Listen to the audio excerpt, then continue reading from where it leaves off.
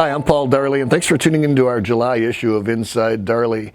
We're just back from Hanover, Germany for the Interschutz Conference that typically takes place every 5 years, and due to COVID, it hasn't taken place since 2015 now. And I'll tell you, the show was very well attended. In 2015, it had 125,000 attendees. This year, we had about 85,000 attendees. So while the overall numbers were down, for Darley, it was an excellent show. We had our entire international sales team there. We had customers from over 40 countries come and visit our booth. And in fact, the U.S. Fire Service was also very well represented at this show. And even our own U.S. Fire Administrator, Dr. Lori Moore-Morell, was in attendance. And she even took time to participate in a podcast with Kevin Sofin for Smart Firefighting in our booth at that show. You know, Dr. Morell also addressed the Metropolitan Fire Chiefs last month. And that's a conference and an organization that we as a company have been supporting for over 35 years.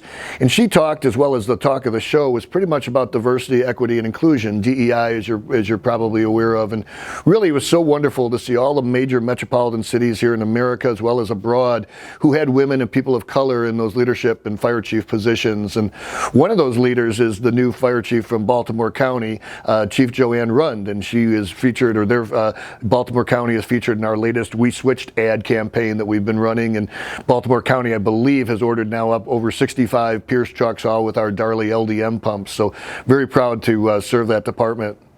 You know, the U.S. Fire Service, or Fire Administration, also just really recently released a report on wildland-urban interface. It's a look at issues and resolutions, and we've attached that for you. Here is our first attachment.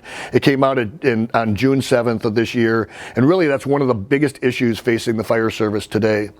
And for our military customers and partners and vendors, you know, I'd encourage you to check out the second file, which is called How to Do Business with U.S. SOCOM. And it talks about small business opportunities and some other things here for you. You know, if you're watching Inside Darley, you're paying attention to us, you're aware that we are investing heavily in all of these new robotics and metaverse and all those areas. And in fact, we even launched a new division this year called our USMR division. That's an unmanned systems, metaverse, and robotics division.